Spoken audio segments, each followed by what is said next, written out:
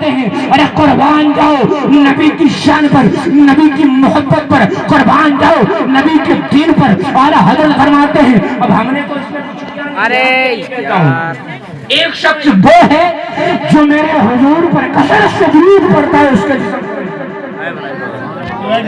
بھائی حافظ تو اس لیے کہ اس نے قرآن کو حفظ کیا ہے, عمل کیا ہے, اس کے جسم کو نہیں کھائے گی. لیکن ایک اس میں وہ ہے جو میرے نبی پر, دونوں عالم کے مالک و مختار پر کثرت سے درود پاک.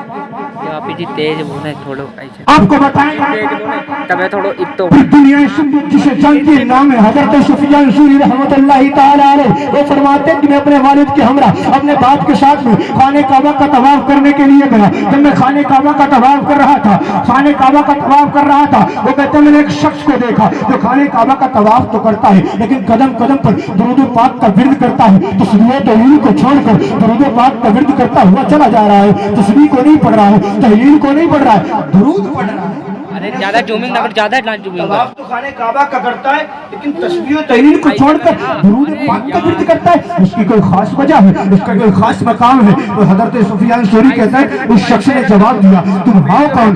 میں نے کہا میں سفیان ثوری ہوں. تو اس نے کہا تھا اگر آپ اللہ کے نیک بندے نہ ہوتے تو قسم رب کعبہ کی کبھی یہ بات نہیں. کیمرہ بیکار ہے کوئی یار, بات نہ بتاتا. بات یہ ہے میں اپنے باپ کے ساتھ میں باپ کے ہمراہ حج کے لیے نکلے تھے خانہ کعبہ کا طواف کرنے کے لیے. راستے میں قافلہ ٹھہرا, تمام لوگ ٹھہرے. اجاگر پور کے سنی زندہ دل مسلمانوں اپنے دل کو قریب کرو, کانوں اپنے دل کے کانوں سے سنو کہ میں کیا آپ کو بتا رہا ہوں. کہا کہ میں ٹھہرا, ٹھہرنے کے بعد میں میرے ابا کی طبیعت بگڑی. بگڑنے کے بعد میں نے بارہا سوچا کہ اپنے باپ کو بچا لیا جائے. میری قسمت نے ساتھ نہ لیا.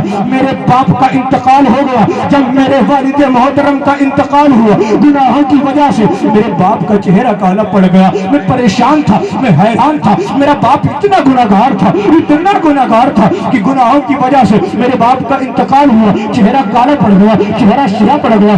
قسم رب کعبہ کی وہ کہتے ہیں کہ اسی غفلت میں, اسی سوچ میں بیٹھا ہوا تھا. اللہ اللہ, جب میں بیٹھا میں نے دیکھا, میری آنکھیں لگی اور ایک سفید قیمتی لباس میں ایک شخص آیا. اس کے جسم مسعود سے اللہ اکبر خوشبو کی لپیٹیں اٹھ رہی تھی, اس کے جسم سے خوشبو نکل رہی تھی. بڑا قیمتی لباس ہے.